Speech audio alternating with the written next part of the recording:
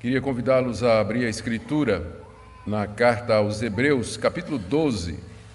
Nós vamos do verso 4 até o verso 17. Queria falar sobre a disciplina de Deus na vida dos seus filhos.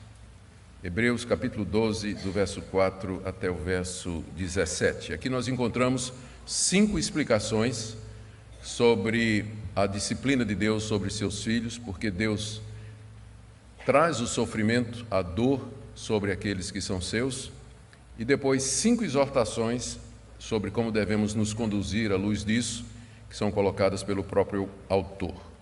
A primeira parte vai do verso 4 até o verso 11, e a segunda do verso 12 até o verso 17. Que Deus nos conceda graça para compreender sua palavra nesta manhã. Ouçamos a leitura. Ora, na vossa luta contra o pecado, ainda não tendes resistido até o sangue. Estais esquecidos da exortação que, como a filhos, discorre convosco. Filho meu, não menosprezes a correção que vem do Senhor, nem desmais quando por ele és reprovado. Porque o Senhor corrige a quem ama e açoita a todo filho a quem recebe. É para a disciplina que perseverais. Deus os trata como filhos. Pois que filho há que o pai não corrige?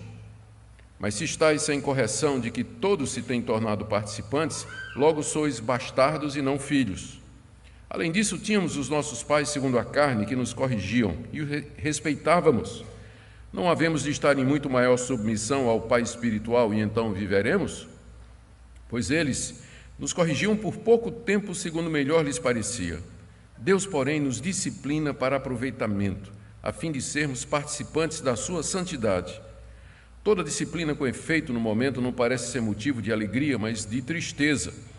Ao depois, entretanto, produz fruto pacífico aos que por ela têm sido exercitados frutos de justiça. Por isso, restabelecei as mãos descaídas e os joelhos trôpegos, e fazei caminhos retos para os pés, para que não se extravie o que é manco, antes seja curado. Segui a paz com todos e a santificação, sem a qual ninguém verá o Senhor. Atentando diligentemente, porque ninguém seja faltoso, separando-se da graça de Deus. Nem haja alguma raiz de amargura que, brotando, vos perturbe e, por meio dela, muitos sejam contaminados. Nem haja algum impuro ou profano, como foi Esaú, o qual por um repasto vendeu o seu direito de primogenitura. Pois sabeis também que, posteriormente, querendo herdar a bênção, foi rejeitado, pois não achou lugar de arrependimento, embora com lágrimas o tivesse buscado. A passagem é muito rica, é bem conhecida. Vamos orar para que o nosso Deus nos dê compreensão dela nessa manhã, fale ao nosso coração de acordo com a necessidade. Ó Deus, Pai eterno, estamos diante agora da Tua revelação escrita e pedimos que a exposição dela seja usada pelo Teu Espírito Santo nos propósitos que o Senhor tem para cada pessoa aqui nesta manhã. Nós acabamos de ler que o Senhor usa os sofrimentos dessa vida como meio de correção e de criação dos Teus filhos. E nós queremos reconhecer que nem sempre estamos dispostos a nos submeter a isso, nem sempre percebemos a Tua mão corretora, paterna, por detrás das dores que nos acometem. Por isso nós pedimos que abras o nosso entendimento nesta manhã. Eu quero orar especialmente por aqueles que estão debaixo da vara da Tua disciplina, daqueles que têm passado por severas provações, por muitos sofrimentos. Oramos também pelos desavisados, ó Deus, aqueles que confundem a falta de sofrimento com o fato de serem Teus filhos, quando é exatamente o contrário. Pedimos que Tua palavra ilumine e esclareça nesta manhã. Em nome de Jesus. Amém. Meus irmãos, a Bíblia, como um todo, como nós sabemos, diz que os sofrimentos que acometem os crentes em Jesus Cristo têm vários objetivos. E nós começamos lembrando que o fato de sermos crentes em Jesus, isso não representa uma espécie de isenção da parte de Deus com relação aos sofrimentos dos quais toda a raça humana participa. Nós sofremos juntamente com os descrentes. Nós somos acometidos de doenças, temos problemas financeiros, problemas de relacionamento, sofremos com família, exatamente como os demais sofrem também. Os sofrimentos que são comuns à humanidade, nós participamos deles também. A Bíblia, porém, diz que Deus usa esse sofrimento na vida do seu povo com um propósito distinto. Para os ímpios, para os incrédulos que rejeitam a Deus, a sua existência, a sua providência, a sua sabedoria, esses sofrimentos são uma espécie de preparação para o juízo final e depois para o sofrimento eterno. Deus já usa esses sofrimentos para tormento e sofrimento dos ímpios, preparando-os para o tormento eterno, que se aproxima com velocidade, está às portas com a vinda do Senhor Jesus Cristo. Entretanto, aquele mesmo sofrimento que para o ímpio representa já o juízo de Deus, para nós representa a correção de um Pai que nos ama e que quer o melhor para nós. O grande segredo aqui nesse mundo é você perceber isso, é você entender isso e você viver de acordo com isso. A Bíblia nos diz, então, que o alvo de Deus com o sofrimento aqui é desapegar os nossos corações das coisas desse mundo. Nosso coração é idólatra. Calvino se refere ao nosso coração como sendo uma fábrica de ídolos. Sempre estamos colocando alguma coisa no lugar de Deus e Deus sempre está vindo atrás para derrubar. Você levanta, Ele derruba. Você elege uma pessoa, uma coisa, uma propriedade, uma atividade como sendo aquilo que lhe dá razão e motivo para a sua existência, porque Deus lhe ama, Ele vem e tira isso de você.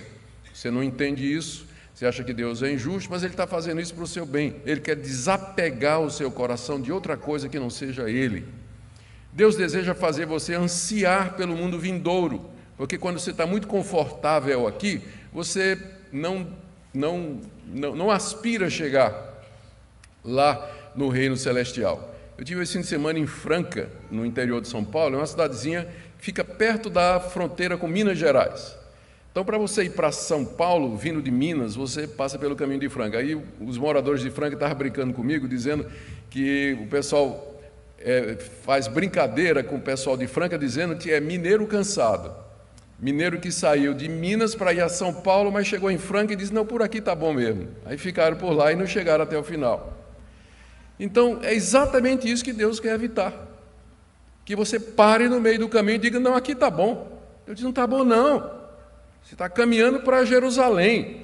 Você não pode se acomodar aqui. Por isso, Deus torna a nossa moradia aqui nesse mundo cheia de inquietações, cheia de problemas, insegurança. Não encontramos repouso, não encontramos descanso, exatamente para que a gente não se acomode e diga, aqui está bom, vou ficar em Franca em vez de ir para São Paulo. Exatamente por isso Deus faz, para manter-nos ansiosos pelo mundo vindouro, nos manter humildes e dependentes dEle. Porque quando tudo vai bem, a gente costuma esquecer de Deus. A gente só lembra de Deus quando a coisa aperta. Todo mundo é ateu até a hora que o pitbull pula a cerca. Aí todo mundo chama para um Deus ou busca a Deus de alguma forma. Então, para nos manter na dependência dEle, Deus, então, nos inquieta e nos mostra o quanto nós precisamos dEle. E, por fim, é através do crente que suporta a provação, a angústia e a dificuldade que Deus dá testemunho ao mundo daquela paz e da mansidão que há no nosso Senhor e Salvador Jesus Cristo. É quando a igreja aprende a sofrer, a viver humildemente submissa às intempéries desse mundo, que Deus a usa como testemunho para um mundo inquieto, um mundo ansioso, um mundo desesperado, sem razão de vida, onde as pessoas procuram nas drogas, no sexo, no dinheiro, no orgulho pessoal, na satisfação e na realização profissional, alguma razão para a sua vida. A igreja, então, pode apresentar o Evangelho de Cristo com o testemunho da sua própria conduta. Talvez o propósito mais importante de Deus com o sofrimento na vida do crente é corrigi-lo de erros de caráter, de conduta e até doutrinários. Isso não quer dizer que todo sofrimento que o crente passa é decorrência direta de algum pecado específico que ele cometeu. O que eu estou dizendo é que Deus, com frequência, usa o sofrimento para criar caráter no seu filho, para corrigir algum defeito de caráter dos seus filhos. E a Bíblia usa algumas figuras para isso. Pedro, por exemplo, ele gosta muito da figura da fornalha e do fogo. Nas duas cartas que ele escreveu, ele emprega essa metáfora para dizer que, da mesma forma que o ourives prova, testa, purifica o ouro através do fogo, assim também Deus purifica, prova e testa a nossa fé através da fornalha do sofrimento. Pedro usa essa figura da fornalha para transmitir essa ideia de que Deus, através dos sofrimentos, nos depura de todas as imundícies ou materiais estranhos que porventura tenham se apegado à nossa fé e à nossa conduta. Mas uma outra figura, e essa é particularmente querida do autor de Hebreus, é de um pai que corrige os seus filhos, que é exatamente o ponto aqui da passagem que eu li para vocês. Da mesma forma que um pai que ama seu filho o corrige e o disciplina para o bem dele, Deus faz a mesma coisa com os seus filhos. E essa é a razão, uma das razões pelas quais os sofrimentos nos chegam. Em outras palavras, o que o autor dos Hebreus, da carta aos Hebreus, deseja é que seus leitores deveriam ver as perseguições, as angústias e os sofrimentos que eles estavam passando como correções do Pai Celestial. Esses destinatários dessa epístola eram judeus que haviam se convertido ao cristianismo, mas que estavam sofrendo muitas ameaças e pressões dos seus patrícios para abandonar o cristianismo e voltar para o judaísmo. Nós sabemos que no início da igreja cristã essa pressão era muito grande. Os primeiros perseguidores dos cristãos foram exatamente os judeus, que da mesma forma que tinham rejeitado e perseguido Jesus em Jerusalém, estenderam essa perseguição aos discípulos de Jesus ali na região da Palestina e por todas as províncias do Império Romano. Os judeus insistiam que Jesus era um falso profeta, que ele não era o Messias, que a fé cristã era uma negação da religião que Deus tinha revelado a Moisés e que, portanto, eles estavam fazendo um favor a Deus, extirpando da raça humana e do mundo aqueles que se declaravam discípulos do Nazareno. A pressão era muito grande, especialmente para os judeus que tinham crido no Evangelho. Havia pressão da mulher, havia pressão da sinagoga que ele frequentava, havia pressão dos familiares, havia pressão dos amigos, havia pressão no trabalho, de todas as partes havia essa pressão. O autor dessa carta, que nós não sabemos quem é, alguns dizem que é o apóstolo Paulo, e é o candidato mais provável, embora não tenhamos evidência suficiente para afirmar sem reticências, mas o autor dessa carta a escreveu exatamente com o objetivo de parar a apostasia, de evitar que os crentes judeus abandonassem a Cristo e voltassem para a antiga prática do judaísmo. E ele faz isso de diversas maneiras.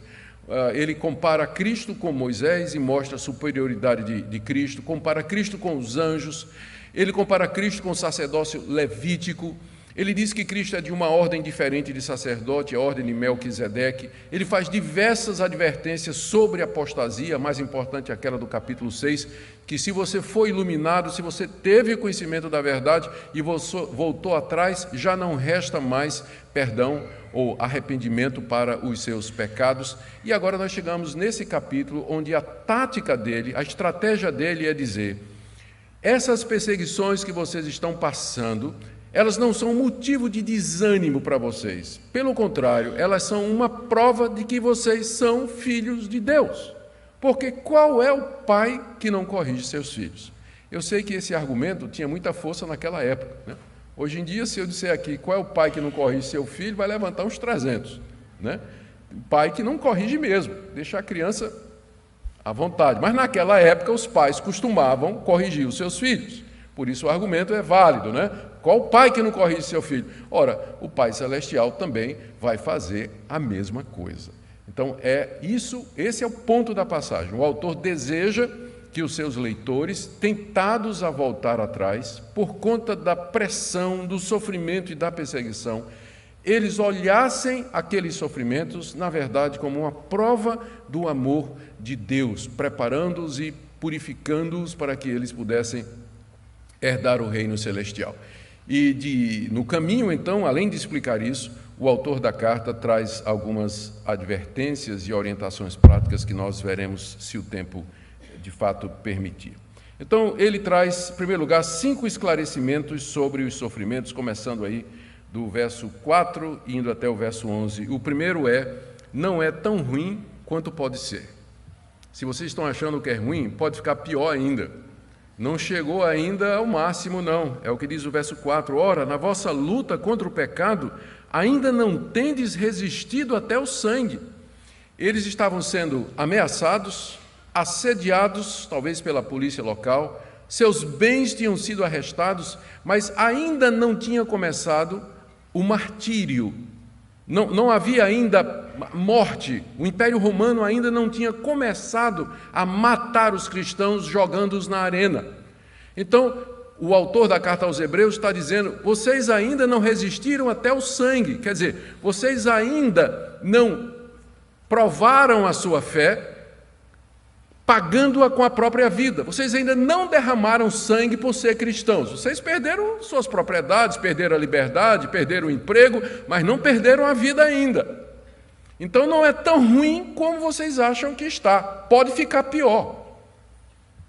Na luta contra o pecado aqui é o pecado da apostasia, de voltar atrás, de abandonar Jesus Cristo. Na luta contra o pecado, vocês ainda não resistiram até o sangue. Vocês não chegaram a Deus ainda não pediu o sangue de vocês. Como pediu, por exemplo, aos heróis da fé. Capítulo 11, pouquinho antes, descrevendo os heróis da fé do Antigo Testamento, olha o que o autor de Hebreus diz a partir do verso 35. Alguns foram torturados, não aceitando seu resgate para obter superior ressurreição. Outros passaram pela prova de escárnios, açoites, algemas e prisões, verso 37, foram apedrejados, provados, cerrados pelo meio, mortos a fio de espada, andaram peregrinos, etc, etc. Os heróis da fé do capítulo 11, que são aqueles crentes do Antigo Testamento, eles pagaram com o sangue, pagaram com sua vida a sua esperança em Deus e no mundo vindouro, mas os leitores dessa carta ainda não. O próprio Jesus tinha chegado, que é o que vem bem antes, capítulo 12, de 1 a 3, o autor está falando, olha para Cristo, que na cruz sofreu tamanha oposição dos pecadores, e vocês estão reclamando de quê? Deus ainda não pediu nem a vida de vocês? Vocês só perderam bens, perderam a liberdade, perderam o emprego, perderam a saúde, perderam esse tipo de coisa, mas Deus ainda não pediu o sangue de vocês. Na luta contra o pecado, vocês ainda não resistiram até o sangue. Eles não haviam chegado ainda ao clímax daquilo que poderia ser. Segunda coisa, essa é a primeira explicação. E essa explicação é muito boa, não é? Porque quando a gente pensa que, quando a gente está no desespero, é tão bom quando chega alguém e diz assim, podia ser pior. Você está pensando que está ruim, mas pode ficar pior. E quando a gente contempla a possibilidade de piora, então aquele estado que a gente considera desesperador, ele ganha um status melhorzinho. A gente se sente um pouco mais tranquilo, porque sabe que pode ficar pior, e pode mesmo, sempre pode ficar pior. Então vocês não resistiram ainda. Brasileiros, nós, aqui, nós ainda não resistimos contra o pecado até o sangue. No Brasil tem liberdade de religião, nós não temos que pagar com nossa vida por sermos cristãos. Então para de reclamar, irmão. Para de reclamar. É mais ou menos isso que ele está dizendo aqui. Vocês ainda não chegaram ao ponto tão ruim que pode chegar e estão aí fazendo beicinho, mimimi, né? Reclamando de Deus. É só ler a história dos mártires e vocês vão ver quão ruim pode ficar. Mas agora, por enquanto, ainda não chegou até o ponto que pode chegar. Segunda coisa que ele coloca. Espero não ter embaralhado tudo agora. Eles deveriam ver os sofrimentos como realmente a disciplina paternal de Deus, versos 5 a 6. Eles, como judeus que eram, eles conheciam bem o Antigo Testamento e, particularmente no livro de Provérbios, tem uma passagem, Provérbios capítulo 3, verso 11 a 12, que diz que Deus castiga e corrige os seus filhos a quem ama e recebe.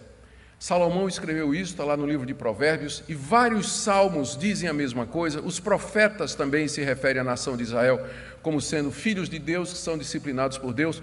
Os recipientes dessa carta eram judeus, conheciam o Antigo Testamento, e eles sabiam que essa verdade já havia sido ensinada no Antigo Testamento. Por isso ele diz assim, verso 5, vocês estão esquecidos da exortação que, como a filhos, discorre convosco. A maneira como vocês estão reclamando, a maneira como vocês estão reagindo debaixo da perseguição, dá a impressão de que vocês esqueceram da exortação que está lá no Antigo Testamento e que vocês conhecem tão bem. E aí ele faz a citação literal no verso 5 de Provérbios 3, de 11 a 12. Filho meu, ele está citando Provérbios, não menosprezes a correção que vem do Senhor, nem desmais quando por ele és reprovado, porque o Senhor corrige a quem ama e açoita a todo filho a quem recebe. Eles tinham esquecido Provérbios, eles não se lembram. Aqui é um exemplo de como as pessoas podem conhecer a Bíblia, mas não colocá-la em prática. Todos eles conheciam essa passagem do livro de Provérbios, eram os judeus desde cedo decoravam a Bíblia toda. Eles sabiam daquela passagem, mas na hora da perseguição, eles estavam vacilando, estavam reclamando, estavam pensando em voltar atrás.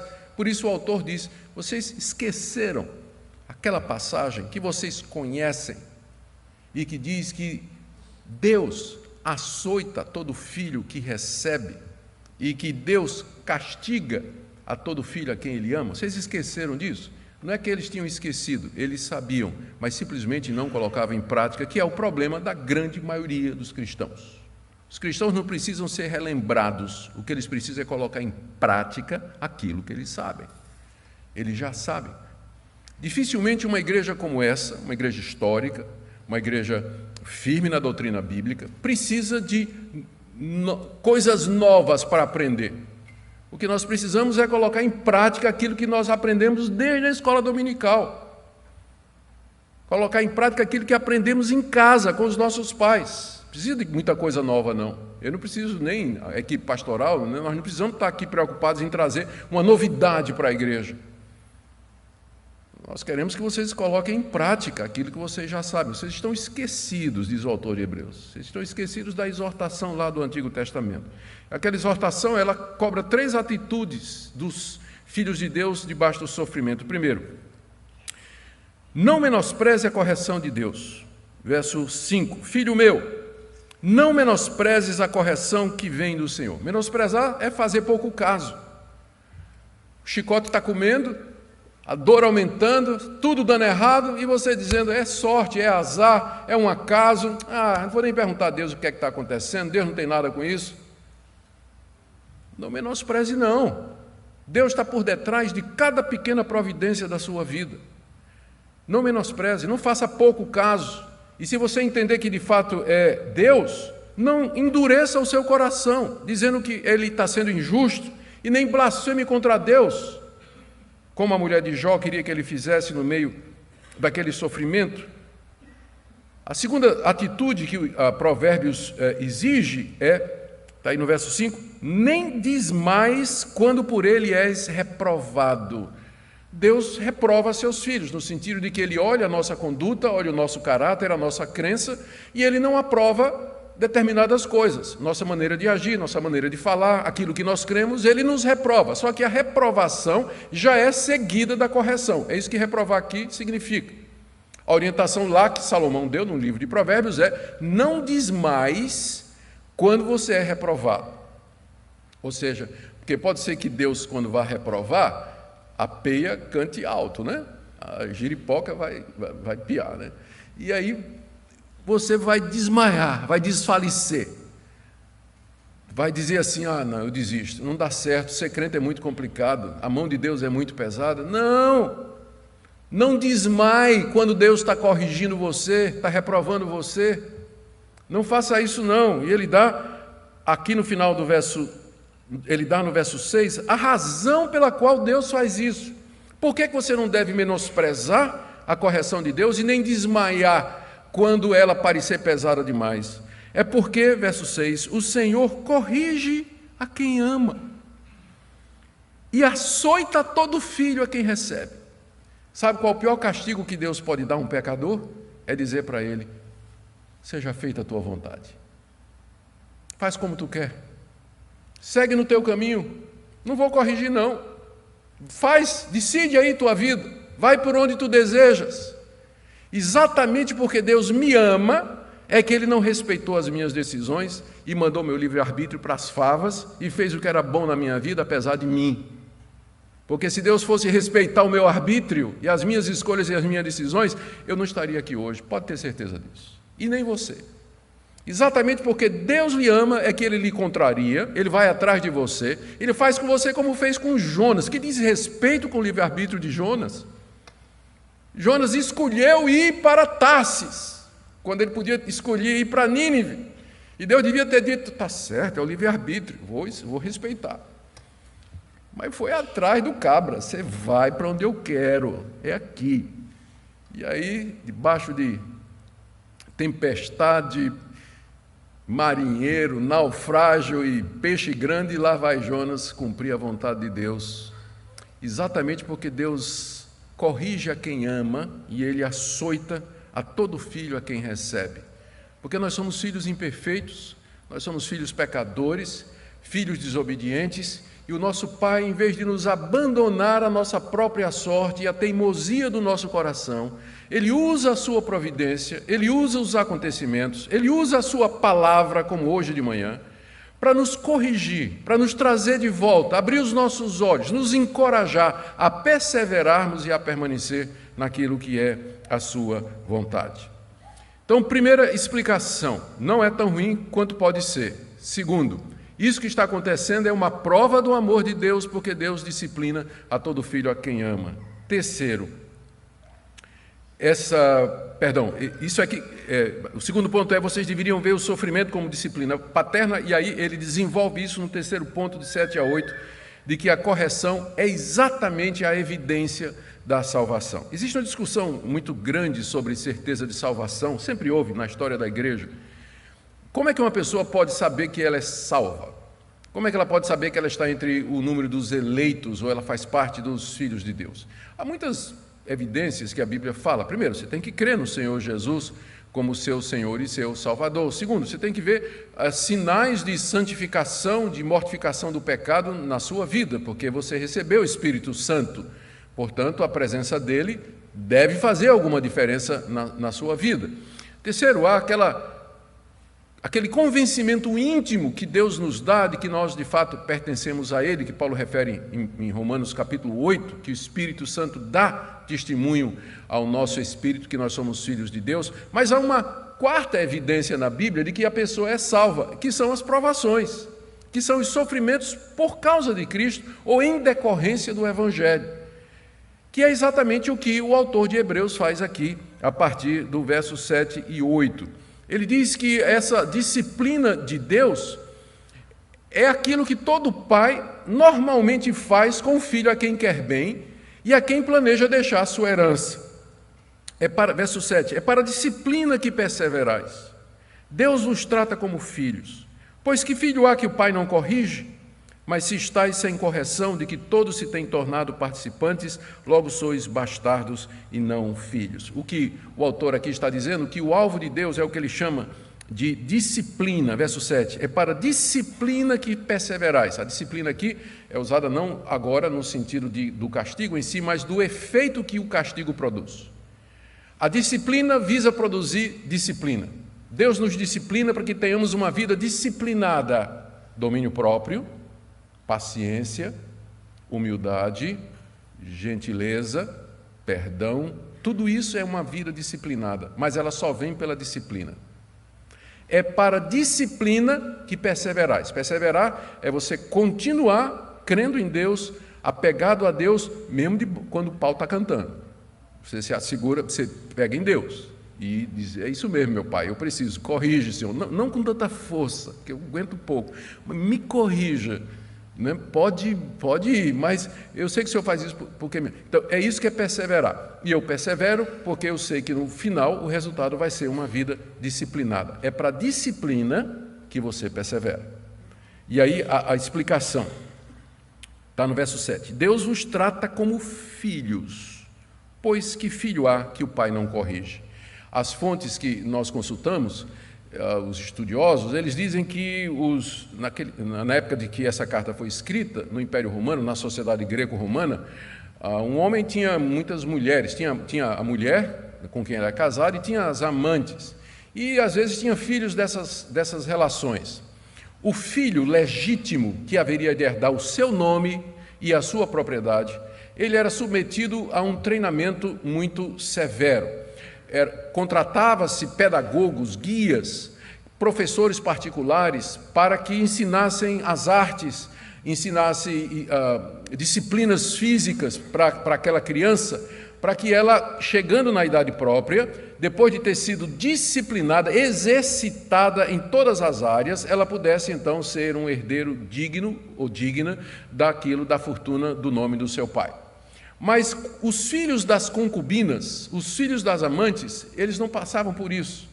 Eles eram criados de qualquer jeito. O pai não se preocupava em dar uma educação, corrigi-los, ensinar a falar direito, a se comportar direito na mesa, a respeitar as autoridades, a falar com os outros. Não dava esse tipo de educação porque era, como diz aqui, bastardos, filhos ilegítimos. A figura está clara. Deus nos trata assim porque nós somos seus filhos legítimos, nós não somos bastardos. Os bastardos, que não são filhos de Deus, eles não participam dos sofrimentos que os cristãos participam. E aqui tem alguma coisa interessante, né? Ele diz que no verso 8, se vocês estão sem correção, daqui todos têm se tornado participantes, logo sois bastardos e não filhos. Veja como a falta de conhecimento bíblico reverte a situação. Hoje em dia, o que se ensina nas igrejas evangélicas é que se você está sofrendo, se você está doente, está sofrendo dificuldade porque é crente ou toma as decisões corretas, isso é sinal de falta de fé ou que Deus não lhe abençoa. Mas se você faz campanha, se você faz propósito, se você contribui, se você planta uma semente, você prospera, você começa a ganhar dinheiro, seu negócio vai bem, sua saúde melhora, você é filho de Deus. É exatamente o contrário do que a carta aos Hebreus está dizendo. Ele está dizendo exatamente porque somos filhos, é que Deus nos disciplina, e parte dessa disciplina consiste nos sofrimentos dessa vida. Por amor de Cristo Jesus, eu não estou dizendo que todo sofrimento automaticamente significa que você é filho de Deus, porque às vezes você sofre porque pisou na bola, você tomou a decisão errada, fez besteira e está sofrendo as consequências do seu ato. Não é esse tipo de sofrimento que está sendo falado aqui. É claro que num caso como esse, você pode sempre pedir perdão a Deus, você pode se arrepender e voltar, e Deus vai transformar todo esse sofrimento em disciplina para você, vai ser uma bênção para você. Mas não caia no erro de pensar que sua prosperidade, sua saúde, sua tranquilidade, sua segurança financeira e física são prova de que você é filho de Deus. Porque não é. Que, na verdade, o que pode estar acontecendo é que Deus não está mexendo com você porque você não é filho dele. Eu não bato no filho dos outros. Tenho vontade, mas não bato no filho dos outros.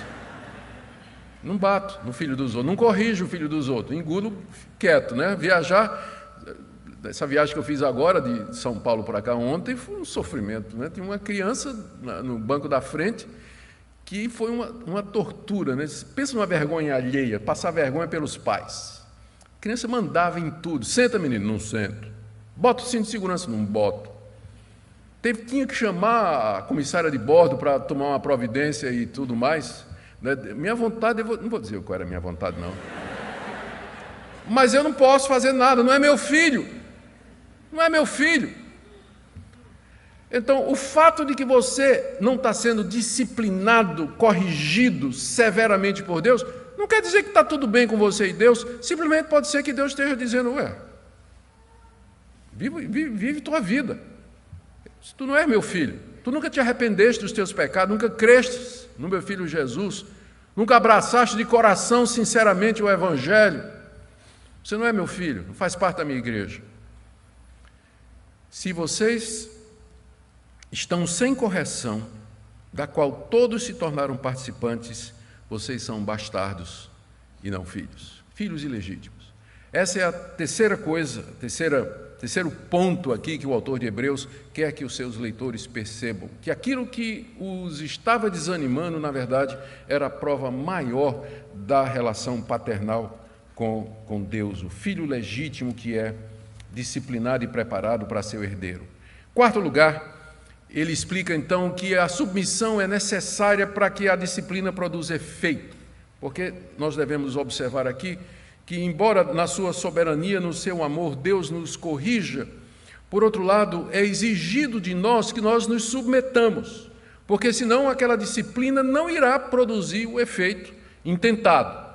A Bíblia requer de nós a submissão a essas providências de Deus, que são os versos 9 e 10. Tínhamos os nossos pais, segundo a carne, que nos corrigiam e os respeitávamos. Não havemos de estar em muito maior submissão ao Pai espiritual e então viveremos? Pois eles nos corrigiam por pouco tempo, segundo melhor lhes parecia. Deus, porém, nos disciplina para aproveitamento, a fim de sermos participantes da sua santidade. A comparação aqui é muito clara. O que ele está argumentando com seus leitores é o seguinte: você não se submetia ao seu pai quando seu pai lhe corrigia? Quando seu pai corrigia você, e seu pai fazia essa correção de maneira limitada, porque ele era imperfeito, ele não conhecia todas as coisas e nem sempre a disciplina era aplicada da maneira correta. Mas apesar de ser por um pouco de tempo imperfeitamente, você se submetia ao seu pai e aceitava a correção. E aquilo era bom para você. Eu, Augusto, apanhei muito quando era criança e adolescente, porque eu aprontava. E eu me lembro de algumas ocasiões, de algumas surras memoráveis que eu recebi, não é? E que eu só me lembro, boa lembrança, me fez bem, me fez muito bem. Algumas vergonhas que eu passei e alguns tabefes que eu recebi me fizeram muito bem. Eu acho que, na verdade, precisava ter recebido era mais, né? Recebido era mais. Então, mas fez efeito porque eu amava meu pai, eu respeitava meu pai apesar de tudo, e eu me submetia a ele quando ele me corrigia. E a dona Betinha também, ela nem está aqui hoje de manhã, mas à noite ela vai estar. Eu me submetia também, fez muito bem. O argumento é esse: se nós fazemos isso com os nossos pais humanos, com suas limitações, não deveríamos nós muito mais nos submeter ao nosso Pai espiritual? Até porque o propósito dele é que nós herdemos a vida eterna.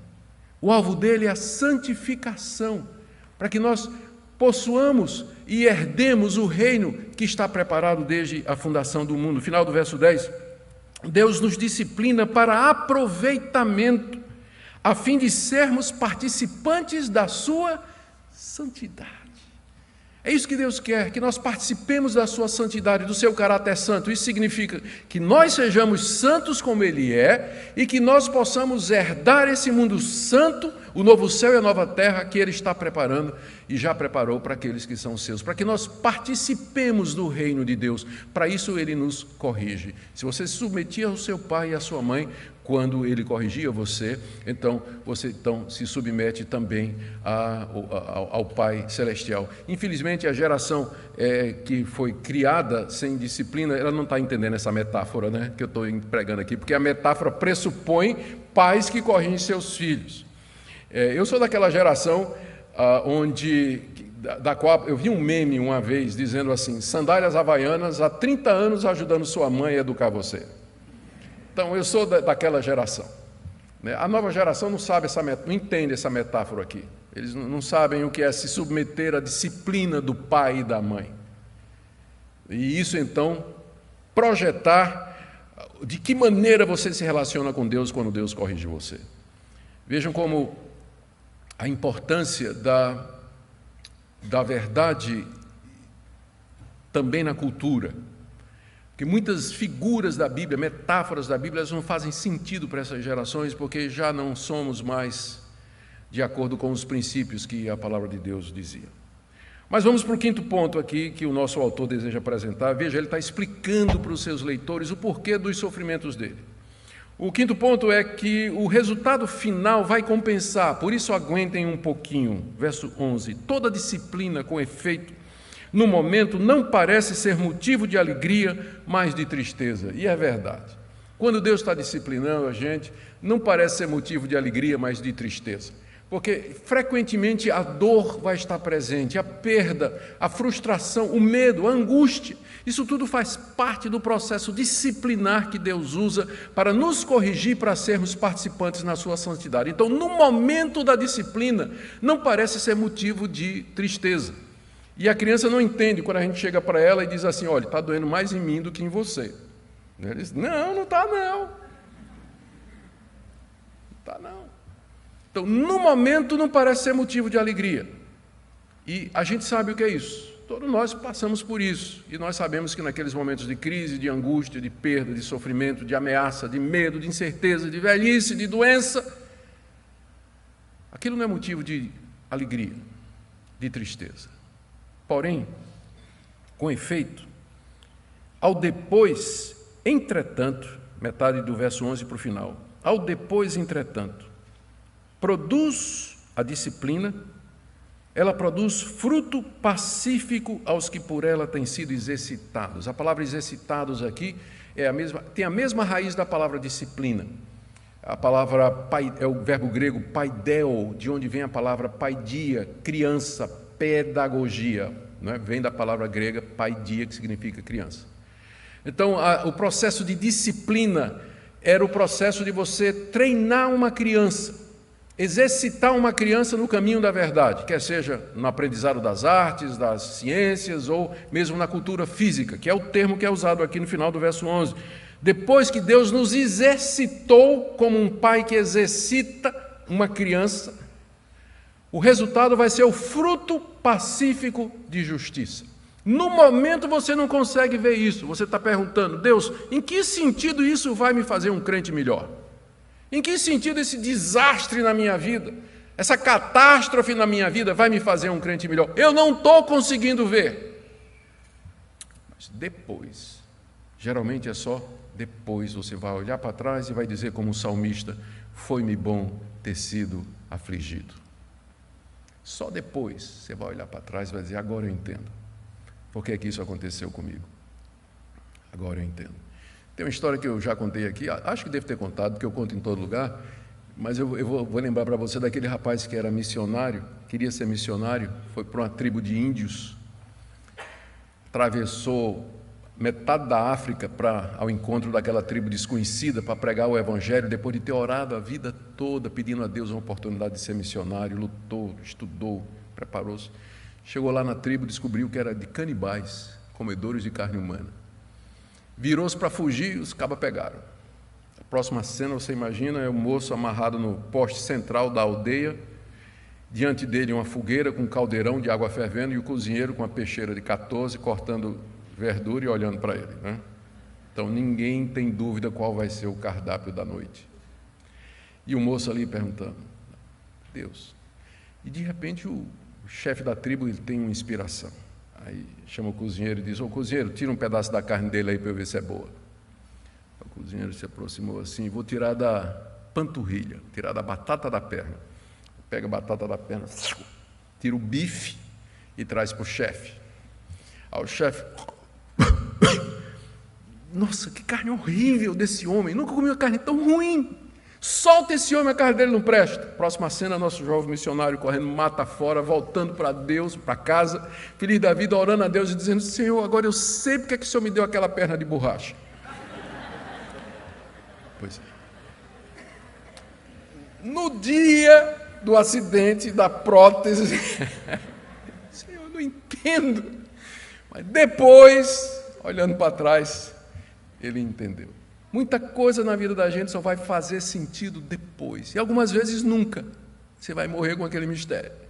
Quando Deus apraz, Ele mostra e revela e ensina qual o propósito dele com o sofrimento, mas você já pode ter certeza, sem revelação especial ou profecia, que o propósito de Deus com o sofrimento na sua vida, embora no momento seja a ocasião de tristeza, no final vai produzir alegria, fruto pacífico, àqueles que são exercitados por Deus. Eu tenho ainda a conclusão que eu vou só mencionar, porque meu tempo já acabou e eu não quero provar a vocês mais do que vocês podem aguentar. 5 conclusões são colocadas aqui, eu vou mencioná-las, do verso 12 até o verso 17. À luz de tudo isso, então, veja o que diz o nosso autor, vocês devem se encorajar mutuamente, versos 12 e 13. Por isso, veja que o por isso introduz a conclusão, né? Por isso, à luz de tudo isso que eu acabei de explicar, por isso restabelecei as mãos descaídas e os joelhos trôpegos e fazei caminhos retos para os pés, para que não se extravie o que é manco antes seja curado.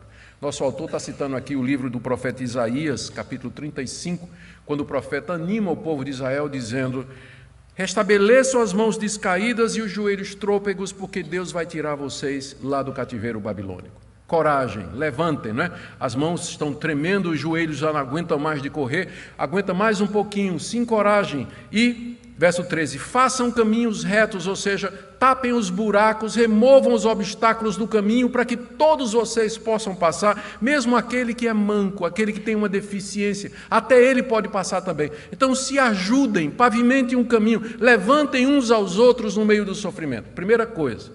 E aqui a importância da igreja. Eu quero saber como é que um desigrejado vai fazer isso. A importância da igreja, da comunidade, do apoio, de receber apoio, gente que vai nos ajudar e nos sustentar na hora do sofrimento. Segunda coisa, segunda orientação prática, sigam a paz com todos e a santificação, verso 14, sem a qual ninguém verá o Senhor. Aqui ele coloca em termos absolutos, o alvo de Deus é que vocês sejam participantes da sua santidade. Sem santidade, ninguém verá o Senhor. Portanto, submeta-se à disciplina de Deus, seja corrigido, não seja teimoso e não endureça o seu coração. Mas siga a paz com todos. É o momento de reconciliação. Está com inimizade com alguém, não fala com alguém, está intrigado com alguém, siga a paz com todos e a santificação, porque Deus corrige vocês exatamente para que vocês possam vê-lo participar do reino dele. Sem esse processo eficaz na sua vida de disciplina, você não verá a Deus. Sem santificação, ninguém verá o Senhor. Terceira orientação, cuidado com a apostasia. Verso 15, atentando diligentemente para que ninguém seja faltoso, separando-se da graça de Deus. Não são poucos aqueles nas igrejas que, quando o sofrimento chega, eles simplesmente abandonam o Evangelho. Eles acham que porque Deus não dá aquilo que eles querem, a conclusão única e lógica é que não existe Deus. Mas existem outras explicações para o fato de que você ora e Deus não responde. Existem outras explicações para o fato de que você ora e fica pior ainda. Não é inevitável a conclusão de que Deus não existe, se simplesmente suas orações não vêm do jeito que você queria. Então, cuidado para que ninguém seja faltoso, se apartando da graça de Deus, interpretando mal os sofrimentos que estão vindo aí. Quarto, cuidado com a raiz de amargura, que é metade do verso 15. Nem haja alguma raiz de amargura que brotando vos perturbe e por meio dela muitos sejam contaminados. Raiz de amargura, ele está citando aqui Deuteronômio 29, 18, seriam pessoas, é uma raiz amarga, uma raiz venenosa. Lá em Deuteronômio se refere a pessoas que estão dentro de Israel murmurando: esse maná, ai que calor nesse deserto, puxa vida, essa estrada não tem fim, 40 anos, por que Deus podia ter ficado lá no Egito? Moisés o tempo todo, de novo Moisés, maná, toma maná, omelete de maná, suco de maná, pão de maná, não aguento mais maná. Tinha um grupo dentro de Israel que murmurava, amargo, o tempo todo. E era esse povo que no coração queria voltar para o Egito. Paulo diz: cuidado que não haja raiz de amargura no meio de vós e que brotando contamine, porque a murmuração e a insatisfação no meio do sofrimento, pessoas que não se submetem, que criticam, reclamam para quem tudo está errado, isso contamina outras pessoas. Então, cuidado que não haja raiz de amargura no coração de você. Se tiver, tem que arrancar. Tem que arrancar. E por último, cuidado que você não se torne como Esaú. E aqui a história de Esaú é resumida do verso 16 a 17. Nem haja algum impuro ou profano como foi Esaú, qual por um repasto vendeu o seu direito de primogenitura, pois sabeis também que posteriormente, querendo herdar a bênção, foi rejeitado, pois não achou lugar de arrependimento, embora com lágrimas o tivesse buscado. Todo mundo conhece a história. Esaú estava com fome, ele veio de uma caça, queria comer, Jacó tinha preparado um ensopado vermelho, a palavra vermelho é Dom, de Esaú, que é o mesmo nome de Esaú. E aí Esaú disse: me dá essa coisa vermelha aí, esse ensopado de lentilhas. E Jacó disse: eu troco pelo teu direito de filho mais velho, que vai herdar todas as coisas. Eu estou com fome, de que é que me adianta isso? Me dá isso aqui. Vendeu os privilégios espirituais por um prato de comida. Anos depois, quando ele quis os privilégios de filho mais velho, herdar a bênção, a linhagem e a propriedade do seu pai Isaque, Deus entregou na mão de Jacó. E quando ele percebeu que tinha perdido a bênção, diz aqui que ele procurou com lágrimas, mas não encontrou lugar de arrependimento. Pode significar que Isaac não se arrependeu do que tinha feito, dado a bênção para Jacó, e pode significar também que o coração de Esaú já tinha se endurecido, de forma que não havia arrependimento mais no seu coração. Por isso ele foi rejeitado. De tantos anos, ele rejeitando as coisas de Deus, quando chegou o momento, não tinha mais arrependimento. Ele não conseguia mais se arrepender. Que exortação solene. Cuidado que não haja ninguém que fique rejeitando, adiando, procrastinando. Deus está disciplinando, Deus está chamando, você endurece o coração, você não se arrepende, você não muda, vai chegar uma hora que você vai procurar lugar de arrependimento e não vai ter. Buscai ao Senhor enquanto se pode achar. Invocai-o enquanto está perto. Eu termino com alguns conselhos práticos. Primeiro, confesse seus pecados a Deus. Se você está passando por um momento desse, se a catástrofe chegou, se a dor veio, faça um inventário espiritual. Levante a sua vida o histórico. Deus, o que particularmente o Senhor está querendo corrigir? Esse relacionamento meu, esse namoro sujo que eu estou vivendo, essa relação indecente, essas coisas que eu estou vendo através da internet, esse relacionamento tóxico, venenoso que eu tenho com essa pessoa, essa minha crítica, essa insatisfação, essa inveja do meu coração, esse trampo desonesto que eu estou fazendo, esse trabalho desonesto que eu estou fazendo. Sonde o seu coração para saber por que é que Deus está colocando você pelo pilão dele, por que é que ele está trazendo o castigo, a disciplina sobre você. Outro conselho, peça para Deus mudar a sua vida. Senhor, naquilo que eu estou errando, naquilo que eu estou falhando, me mostra com clareza, transforma minha vida, transforma o meu coração. Eu não quero ser como Esaú. E aqui você pode tomar atitudes práticas como devolver, reconciliar-se, perdoar e pedir perdão. Eu tenho certeza que aqui nessa manhã, se você pensar, você olhar, você vai lembrar de gente com quem você tem que conversar, a consertar a sua vida, esclarecer as coisas, e restabelecer a comunhão, colocar as coisas em ordem. Eu tenho certeza disso. E aguente com paciência a correção de Deus. Se necessário, procure ajuda. Mas, acima de tudo, não desista.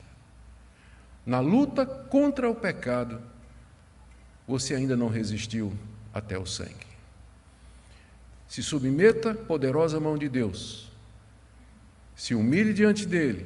Deixe que ele o corrija. Se necessário, procure ajuda. Tem a equipe pastoral e o conselho da igreja, composto de presbíteros, que são pastores também, exatamente para isso. Procure ajuda. Diga, eu quero mudar, eu não quero mais continuar assim, eu quero que minha vida mude, quero que faça sentido, que meu cristianismo faça sentido. E que Deus aplique essa palavra no seu coração, vocês que nos acompanham também pela internet, que o nosso Deus queira bondosamente aplicar essa palavra ao coração de todos nessa manhã. Fiquem